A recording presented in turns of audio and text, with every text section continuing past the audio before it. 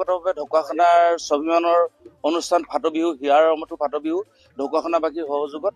আৰু ফাট বিহু সমিতিও আৰু উদযাপন সমিতিৰ উদ্যোগত আমি 3 দিনীয়া কাৰ্যসূচী ফাট বিহু উদযাপন কৰোঁ। আমাৰ মৌগুলি চাপৰি আমাৰ নিজে বাকৰিত পৰম্পৰাগতভাৱে জাতীয় সাজপাৰ পৰিধান কৰি অহা দৰ্শকৰ উপস্থিতিত আমি ঢকুৱাখানাই নহয় অসমৰ বিভিন্ন প্ৰান্তৰ বিভিন্ন জনগোষ্ঠীৰ যি সাংস্কৃতিক দল এই দলসমূহ ইয়াত অংশগ্ৰহণ কৰে আৰু আমি আশা ৰাখিছোঁ উঠি অহা প্ৰজন্মক ঢকুৱাখানা ফাট বিহুৰ জৰিয়তে আমি পৰম্পৰাগতভাৱে যি প্ৰাকৃতিক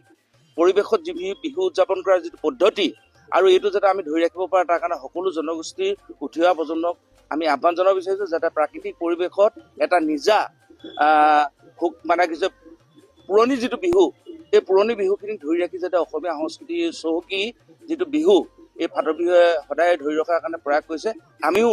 অসমৰ বিভিন্ন প্ৰান্তৰ দৰ্শকক তথা জনগোষ্ঠীয় বিহুৰ লগত জড়িত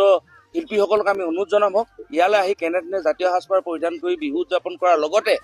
আৰু জাতীয় সাজপাৰ পৰিধান কৰি বিহু উপভোগ কৰে এইখিনি চাবলৈ আহক। অহা 3টা দিনত ঢকুৱাখানাৰ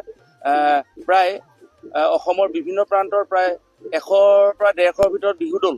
মহিলা টকা বিহু দল চেমনীয়া বিহু দল আৰু বিভিন্ন জনগোষ্ঠীৰ দলে অংশগ্ৰহণ কৰি ইয়াত যি বিহু উদযাপন কৰি বিহু উদযাপিত হ'ব তাক উপভোগ কৰিবলৈ আহক। ইয়াৰ কাৰণে আহ্বান জনাইছোঁ। আমি অসমবাসীৰ প্ৰতি আহ্বান ৰাখিছোঁ ঢকুৱাখানাবাসীয়ে প্ৰয়াস কৰিছোঁ যাতে আমি পৰম্পৰাগতভাৱে প্ৰাকৃতিক পৰিৱেশত ফাট বিহুটো এই মৌগুলি চাপৰি যাতে ধৰি ৰাখিব পাৰোঁ। তাৰ কাৰণে যদি আমাৰ কিবা কুটিবুষ্টি থাকি যায় গঠনমূলক পৰামৰ্শ দি আগন্তুক দিনত যাতে আৰু আমি ভাল ধৰণে আমাৰ হিয়াৰামতো ফাট বিহু আগুৱাই লৈ যাব তাৰ কাৰণে যাতে সকলোৱে সহযোগিতা কৰি আহ্বান ৰাখি সকলোৰে প্ৰতি শ্ৰদ্ধা জ্ঞাপন কৰি